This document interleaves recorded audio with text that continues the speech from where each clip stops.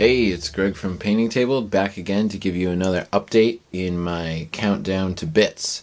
So, what you see here is the second unit filler I've made for my skeleton units. I'm running 2 units of skeletons, and I wanted 1 unit filler for each.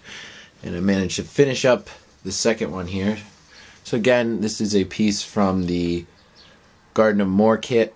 It's sort of, I think it's the top of one of the buildings, and I just took it off, put it right onto a 40mm base because it's the right size, and I put one of the Banshees from the Mortis Engine kit, like she was coming out of it, and I thought that it's a pretty neat little conversion, and it also ties it in with the unit filler for my Crypt Horrors, which has a piece of the Garden of More, and the other 2 Banshees from that kit are floating around it. It's the statue.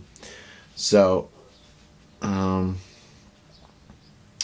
don't know what to say about this really. I could talk a little bit about how I paint the ethereal. So as I mentioned last video, I primed this piece with black primer, and then I sort of did a dusting with the white primer so that the recesses on the Banshee would still be black, because I found it's kind of hard to get color into the recesses with the way that I actually paint the model. And so I keep it white. I had to touch up a couple spots with some white paint, some skull white I used. And then I basically just wash it green. I mix the Thraka green wash with Vallejo thinner medium. And this stuff is really excellent product if you haven't used it before.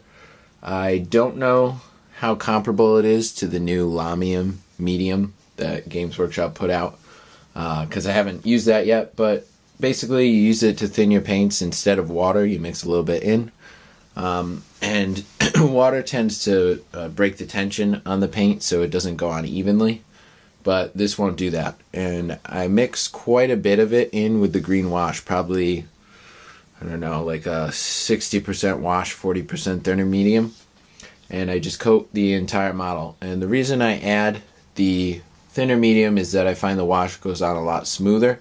It doesn't look splotchy as they sometimes do.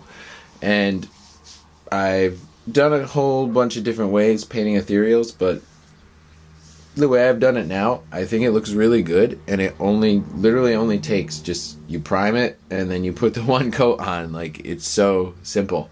So maybe it's not the best ethereal look. I'll zoom in a little bit here for you on the Banshee, but I've found it to be pretty effective. And so if you want to see, maybe I could do a video just on painting an ethereal. I explain the process here, but I could show you step by step as I go through with it.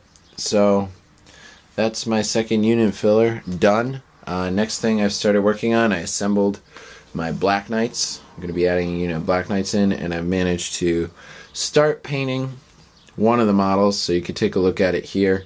I've only just done the rough coats, or the base coats. I meant to say it's a very rough job so far. So I've got a couple more colors that I need to put down for the base coats, and then I'm going to go back, touch them up, and I will be able to wash the model. So that's what I'm working on.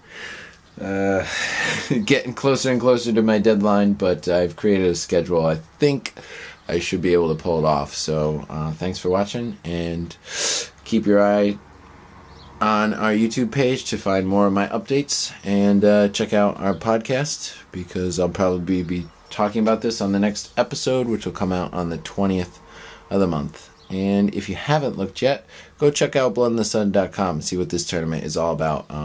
Can't tell you enough how excited I am about it. So thanks again, and take care.